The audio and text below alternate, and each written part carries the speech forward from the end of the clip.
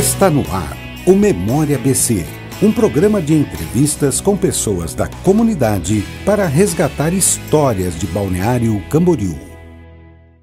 O Memória BC desta terça-feira, 30 de julho de 2019, tem a honra de receber uma pessoa que faz parte da história de Balneário Camboriú. O nome dele está eternizado na história de Balneário Camboriú, que é o seu Gert Ehring. O senhor está aqui em Balneário Camboriú há um bocado de tempo, né, seu Gert? Sim. Eu conheci Balneário Camboriú, aliás, Praia de Camboriú, em 1945. Eu tinha apenas 10 anos de idade e me apaixonei por isso.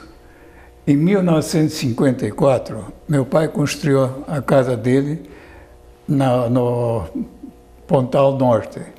Lá na Barra Norte, Norte. Já existia o Marambaia? Perto do Marambaia. Mas já existia o Marambaia?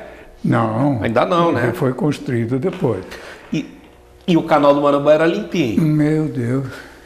Vamos chegar lá. Em 1961, vim com minha esposa e minha filha de 3 anos morar aqui.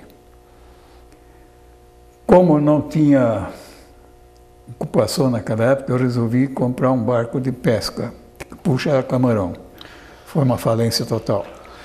Porque eu contratei um rapaz para me ajudar, o barco era grande, cabinado, com a rede de 14 braças, não tinha guincho, naquela época você tinha que puxar no braço. Tinha que puxar no braço. Chegava no fim da semana, eu pagava, que eu recebia da Lourdes, lá embaixo na barra, pagava para o rapaz, ele só me aparecia quarta e quinta-feira. Bebia eu, com tudo um barco cachaça, grande, não podia sair sozinho, né? Mas vários moradores de cidade grande, vamos dizer assim, o senhor era de Blumenau, né? Sim. Entraram nessa de se associar com pescadores, imaginando que iam ganhar muito dinheiro como armador de pesca, e entraram pelo cano, porque a turma pegava o dinheiro, bebia todo, e aí ficava 3, 4 dias sem aparecer. E quando aparecia, o mar estava ruim, aí não conseguia sair para arrastar, né? Mas nessa época era no remo? Na vela, como é que vocês faziam? Não, era motor. Já tinha motor, era um motorzinho. Mas não tinha o guincho. Então, sim, mas era um motorzinho muito rudimentar, não é? Não. O meu barco era gabinado com motor Continental de 40 HP. Olha. Que eu tinha até de reduzir a velocidade para não levantar a rede. Para não levantar a rede. Tá, o guincho não tinha, porque eu acho que não tinha mecânica para fazer isso, ligar esse tal de Continental no guincho, né? Num barco pequeno. É isso, né? Fora algumas vezes que quando voltava da pesca, chegava no rio, não entrava porque a maré estava muito baixa. Ali na Barra Sul, o senhor deixava o barco na Barra Sul? No Yacht Club. No Yacht Club. Ainda tinha que chegar lá em cima, mas não passava no canal da Barra ali, né? Aquela entrada lá, aquelas 2 pedras lá, incomodava. Lá, entrar pelas 2 pedras, mas tinha que entrar aberto lá no costão, naquela pedrinha pequena. Quem está vendo a gente falar disso hoje, né, seu Gert? Com a construção do mole da Barra Sul, estabilizou o canal, né? Depois eles dragaram, mas antigamente esse canal mudava de lugar, todo pescador sabe disso, e volta e meia a gente encalhava ali, o senhor não encalhou ali algumas vezes também no baixio? E era pesado o barco. Mas o senhor não imaginou também porque naquela época havia dificuldade de transporte e refrigeração, o senhor ia fazer o quê? Salga com esse camarão? Eu entregava na salga do Linhares, lá embaixo. Ali que a família Linhares, tradicional no ramo de restaurante, Balneário Camboriú mais Lourdes, né? O nome dela. Eu não lembro, são os antecedentes do Renato Linhares, tem a Casa Linhares lá na Barra, né? Que hoje é um arquivo histórico, um cenário lá da parte cultural. E o Renato Linhares, que durante muito tempo tocou o restaurante Rancho do Renato. Dos Linhares, depois tinha o Lio Linhares, que tinha um restaurante ali na Vila Real, mas agora nenhum deles mais toca restaurante. E nem salga. O Renato vendeu, eu era cliente dele. O Renato vendeu. Né? Mas o senhor era para entregar na salga. Isso, se fizesse mais conta, não tinha feito investimento, né? Não. No fim, eu vendi o barco, aliás, praticamente dei de presente, né? E aí entrou na minha vida Álvaro Silva e Dr. Jorge Campos Chassi. O Álvaro era já o quê? Ele era... Não era intendente? O que ele era, o Álvaro? Olha, naquela época eu não... Ou era empresário? Empresário. Só? Empresário. É que o Álvaro, em conversa que eu comprava lá no Secos e Melhor dele, no mercado dele, ele soube que eu servi no 1º Batalhão de Polícia do Exército do Rio de Janeiro. A pé. A Que pé. era comum o pessoal de Blumenau, de mais estatura, servir a pé. E lá, como mais ou menos, vamos dizer, mais desinibido, eles me mandaram para a Escola de Educação Física do Exército na URCA. Na URCA. Aí fiz um curso de Educação Física e como a pé tinha a incumbência de ser os últimos a entrar numa cidade tomada e os últimos a sair, tinha que fazer curso de enfermagem, de primeiros socorros.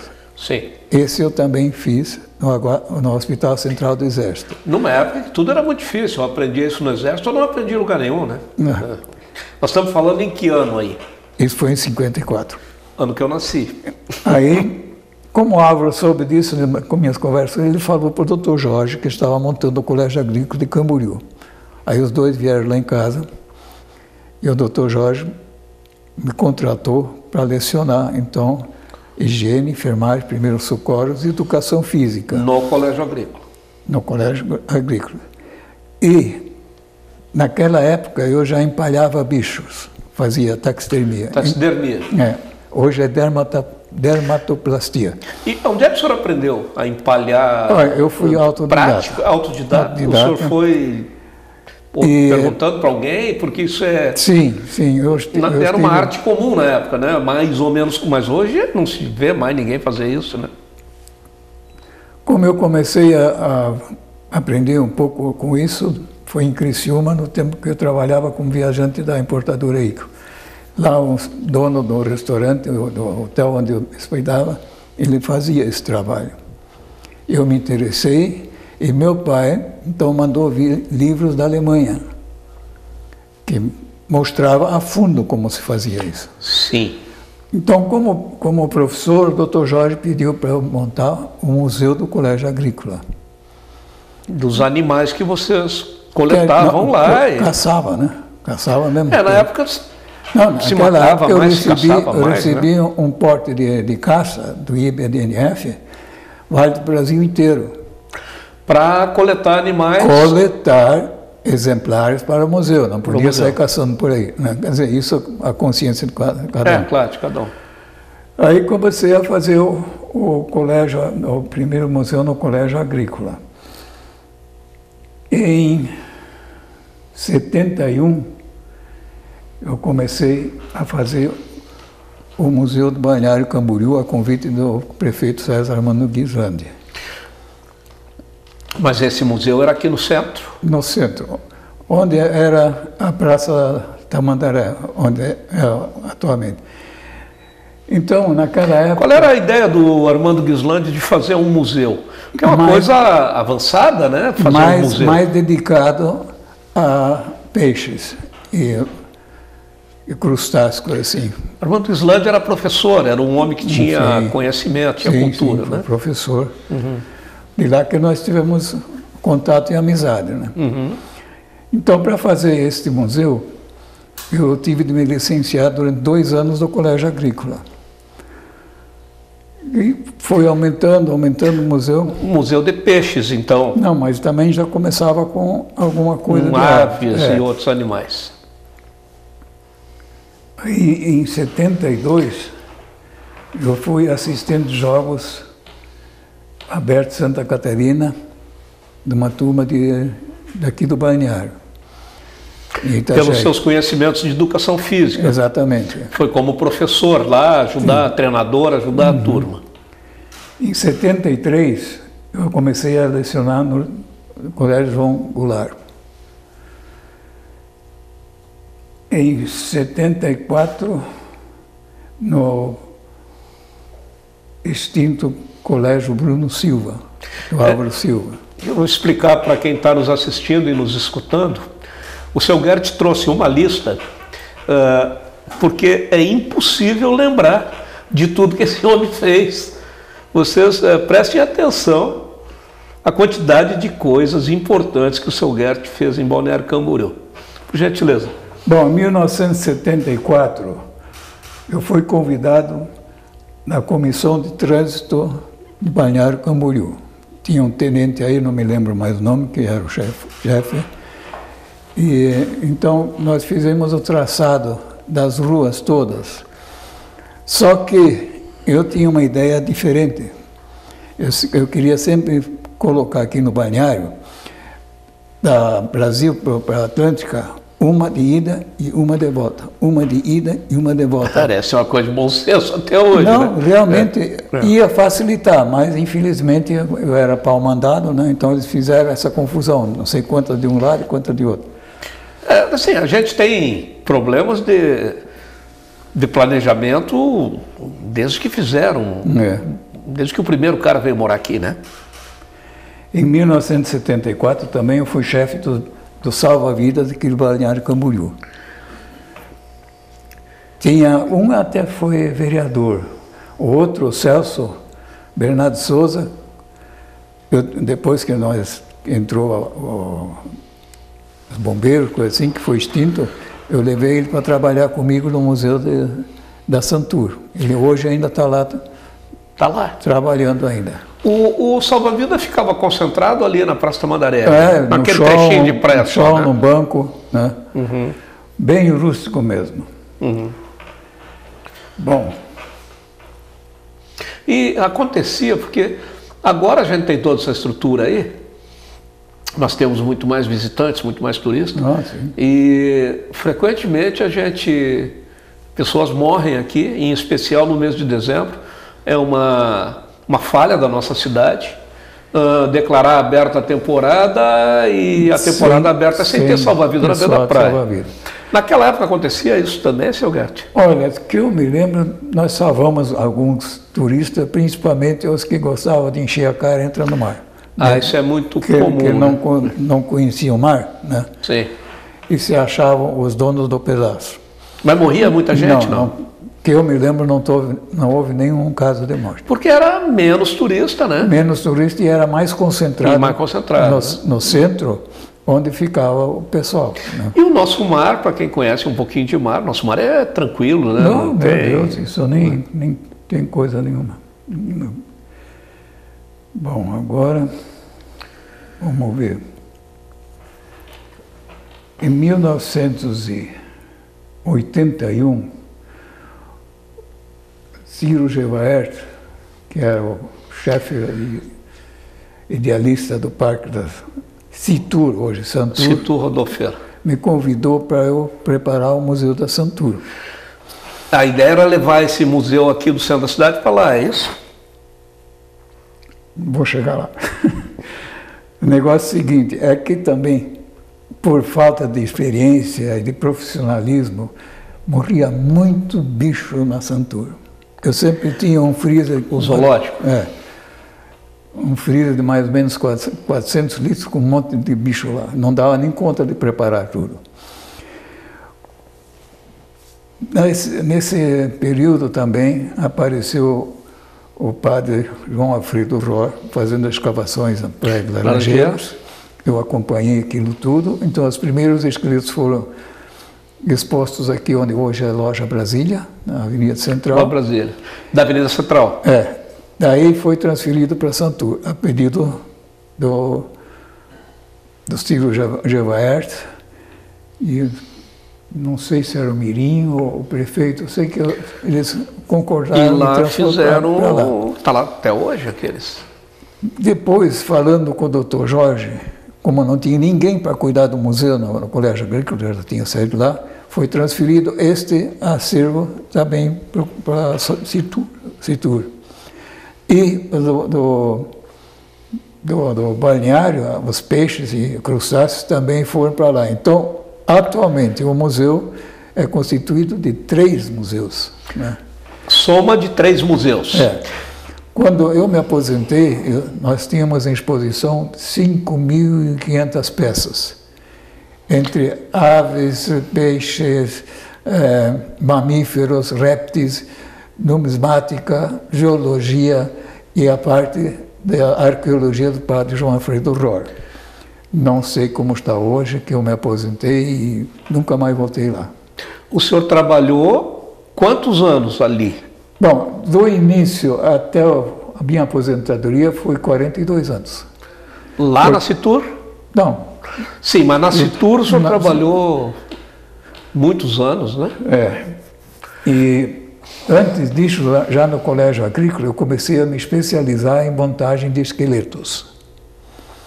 Na Santur, com a fartura de animal morrendo lá, eu fiz uma coleção excelente de esqueletos. E péssima para os animais. O senhor me dá um segundinho para o intervalo, porque se a gente não fizer intervalo aqui, o pessoal da produção reclama.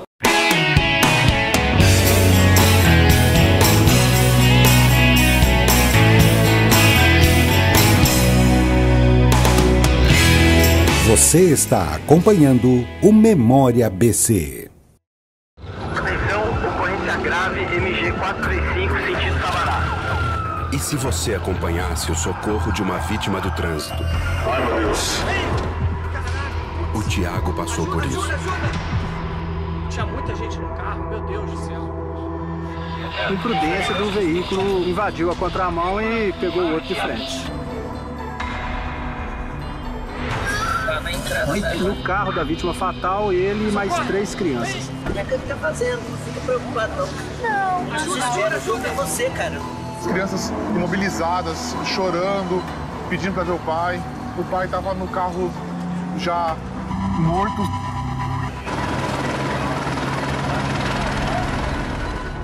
A vida é muito frágil e a gente tem que cuidar dela a cada instante.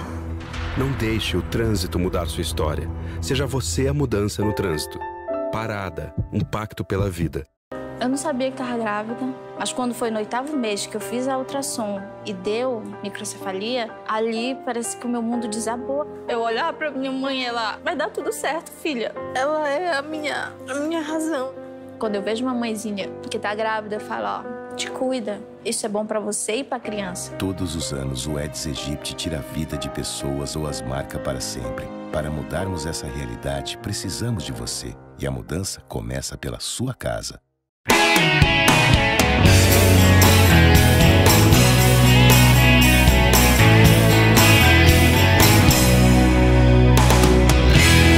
Você está acompanhando o Memória ABC.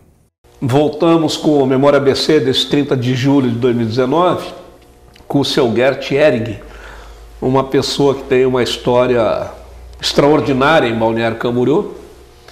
Seu Gert está com 85 anos, é isso? 84.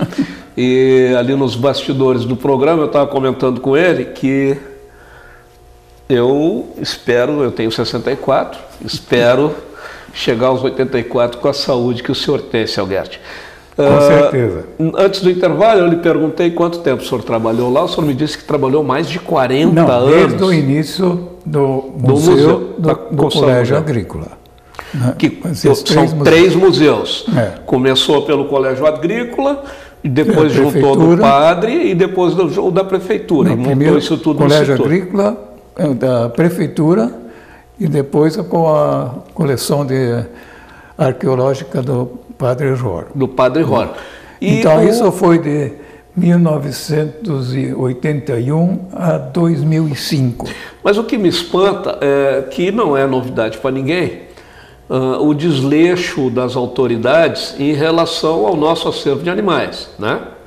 Não só de animais. E na sua época já era assim. Né? O senhor disse que morriam, a matéria-prima para empalhar era abundante, que os animais morriam. Pois é. Isso é uma falta de inteligência, né? De quem é responsável por administrar isso. Eu não posso opinar, porque do zoológico eu não tive participação nenhuma.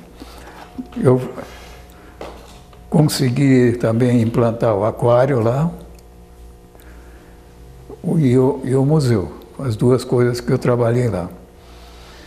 E, como eu estava falando, me especializei em esqueletos, na montagem de esqueletos. Comecei no colégio agrícola com o primeiro porco que foi criado lá, está lá na Santur. Não sei onde está agora, porque sumiu. A primeira vaca onde o pessoal aprendeu a tirar leite e coisa assim, e o cavalo que construiu o colégio agrícola praticamente, que ele, na carrocinha dele, ia lá em Camboriú pegar tijolo, cimento e areia para a construção do colégio. Olha só! Isso é história. Esse cavalo também eu montei e estava lá no colégio agrícola, na Santur. Assim, eu, nas vezes que fui lá, não me lembro mais desses animais lá. Não está em exposição, infelizmente.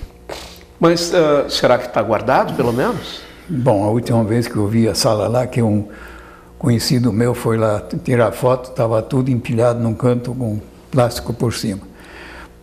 Pela quantidade de animais que morriam no parque, no zoológico, eu empalhei uma onça, fiz o esqueleto de uma onça, de um leão marinho, de um macaco, de um porco selvagem, de um flamingo, uma infinidade, né? Quer dizer, e aí você tem que descarnar o animal, né, depois de morto. É uma cirurgia ao contrário. Uma cirurgia ao contrário. Você tira o couro, descarna toda a ossada, aí ferve ele na potassa, porque muitos deixam macerar, ou sei lá como é que é. Eu sei que o meu processo para agilizar fervia na potassa. Fervia com produto químico, né? E daí ele era exposto ao sol. O sol branqueava os ossos. Branqueava. Então, depois então que ele era montado. Mas montava a partir de um desenho, de um livro, uma coisa dessas, porque são centenas, talvez milhares de ossinhos, eu não sei quantos ossos. Mas tudo um encaixa no outro. Sim, então a um jogo natureza, de quebra-cabeça, né? A gente começava com a cabeça, com Atlas e com toda a coluna vertebral. Sim, mas o senhor estava fazendo uma coisa que o senhor nunca tinha feito. Montar um macaco, montar uma onça, né? Quanto tempo o senhor levou, por exemplo, para montar a onça? Isso é em etapas, você não faz de uma vez só, né? Porque tem todo o seu período, né? Da descarnar, ferver, secar. Então sempre era uma etapa. Às vezes trazia 3, 4 animais ao mesmo tempo, o processo de condução? Não, era um porque por vez. Aí eu cuidava ainda mais da parte de taxidermia. Então, tinha uma infinidade de esqueletos lá, que eu não sei que fim levou. Tinha uma coleção de moedas, tinha uma coleção de minerais, eu também não sei onde é que parou. Então me dói muito, sabe? Uma vida dedicada ao museu é doído. Eu vejo também, claro, no seu ponto de vista, tem o ponto de vista sentimental, o senhor construiu aquilo lá. Mas eu vejo como uma enorme burrice para a cidade, porque museus são fator de atração de turistas em todo o mundo. Sim. Então isso deveria ser considerado um patrimônio da cidade mesmo, Exatamente. Aliás, aquele zoológico inteiro. E não do jeito que é tratado há muitos anos, não estamos falando de agora, desse governo ou do outro. Nunca deram valor para aquilo lá que ele merece, né? Só para o senhor ter uma ideia, o padre Jorge descobriu e levou para o Museu da Santur 2 índias grávidas. Uma com que são raríssimas, né? Praticamente não existe. São peças raríssimas, porque normalmente o feto se liquefaz. Não sabia. Mas eu sabia que era raríssimo, não sabia o motivo. Parece que no Brasil só tem mais 2. Olha só. E depois também foi feito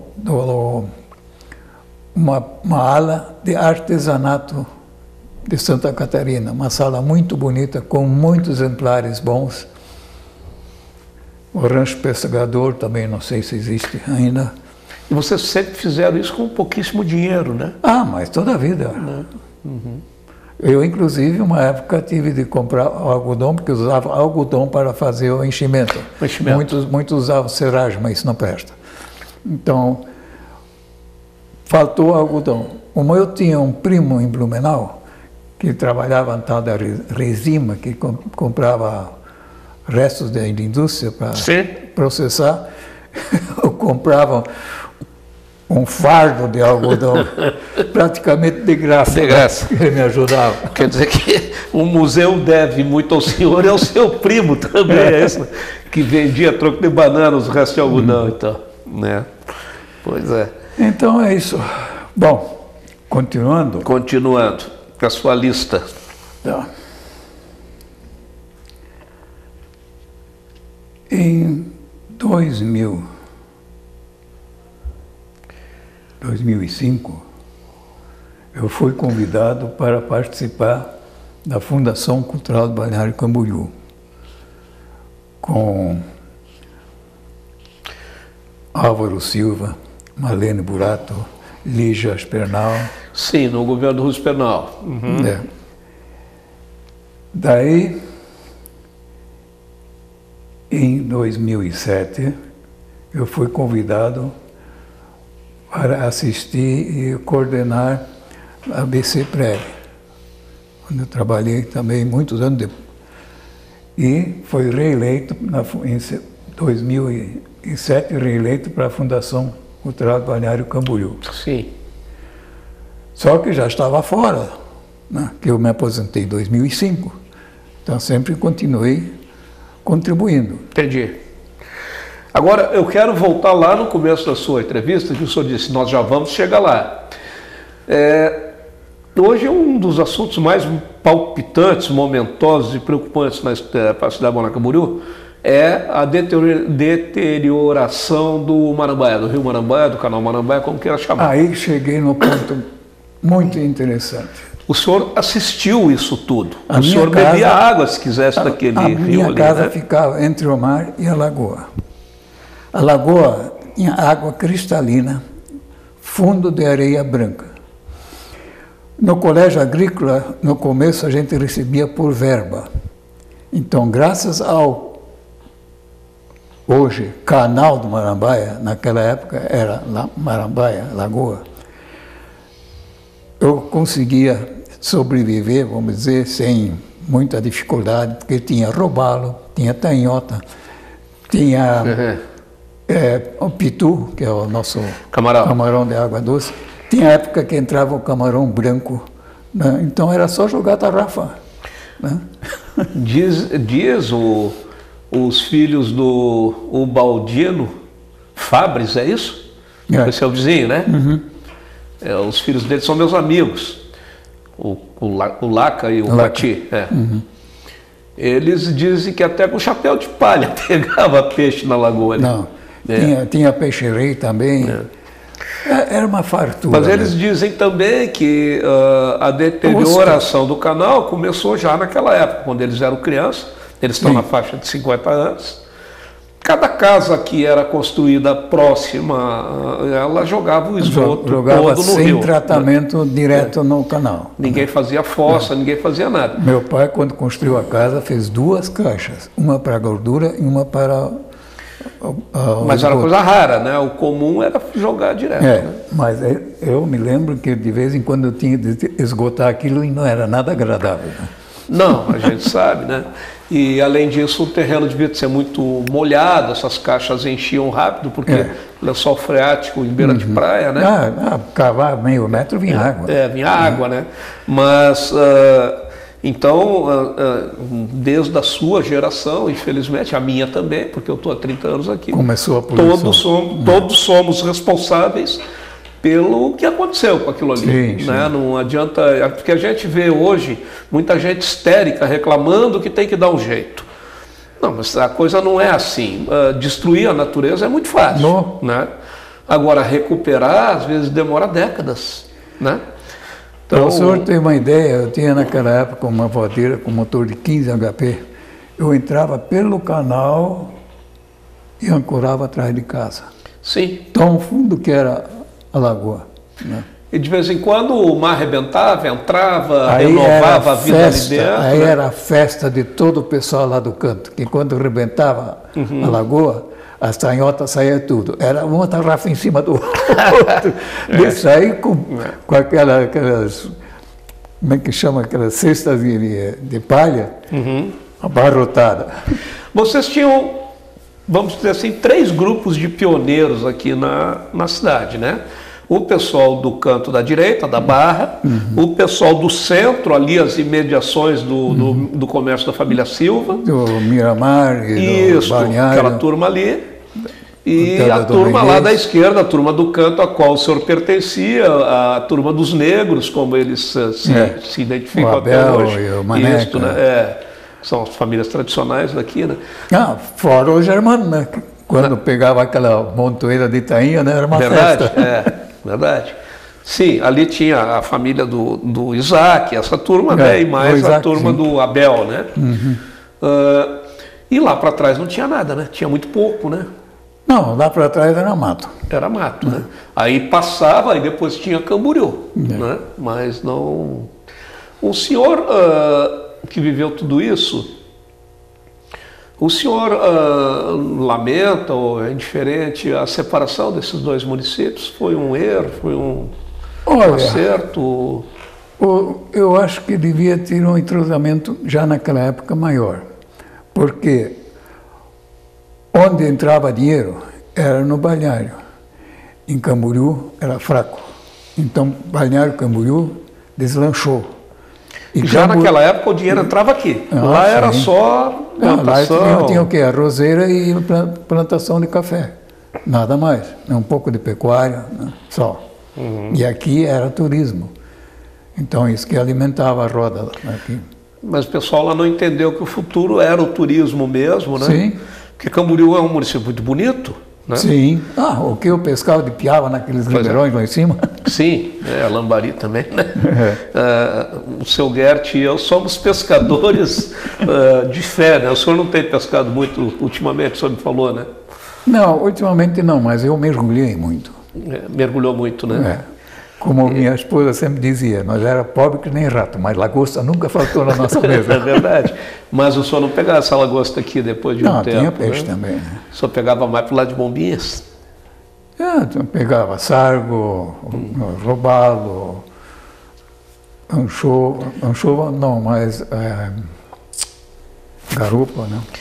É que esse nosso pedaço de mar aqui não é muito bom para mergulhar, né? A gente mergulha mais lá para o lado do Santinho, ali, alguma coisa ali. Eu sempre mergulhei aqui e depois mergulhei fora. Né?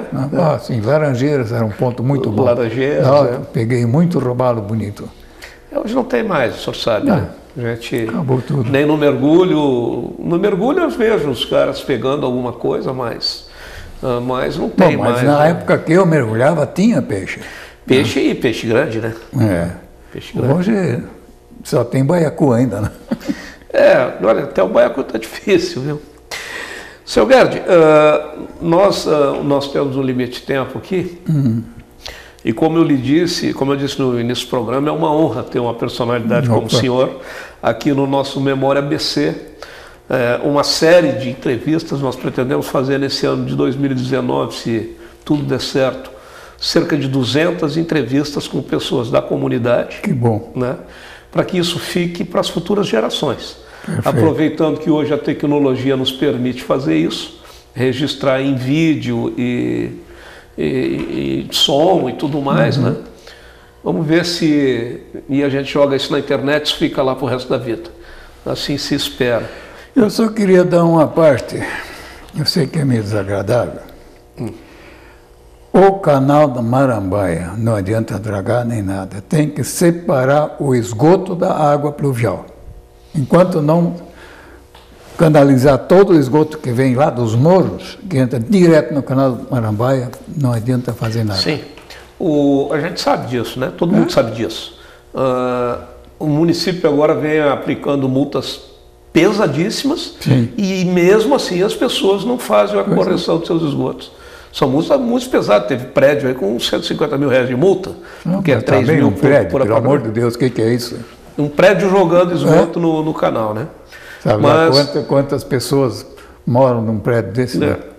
Eu acho que a grande bobagem que foi feita, né, em relação ao canal, nessa parte de aspecto, porque poluído está, foi tentar dragar o canal ali no começo desse governo, inclusive, que eles mexeram naquele fundo que estava estabilizado há muitos anos, aquilo levantou e aquela língua preta ali saindo do mar mas aberto. Eu vejo da janela do meu apartamento, aqui tem dias que é petróleo puro, né? Tá, mas aquilo já estava lá, era só não ter mexido, né? Se foram mexer, não sei de onde é que tiraram essa ideia, mas o que foi feito, feito está, né? Como diziam os mais antigos, né? Então, Sr. Gerd, o espaço está à sua disposição para o senhor deixar a sua mensagem aí para as futuras gerações. Bom, futuras gerações seria o seguinte: conscientizar mais o povo, a juventude principalmente, para proteger o meio ambiente. Porque sem o meio ambiente, nós não vamos sobreviver nesse planeta.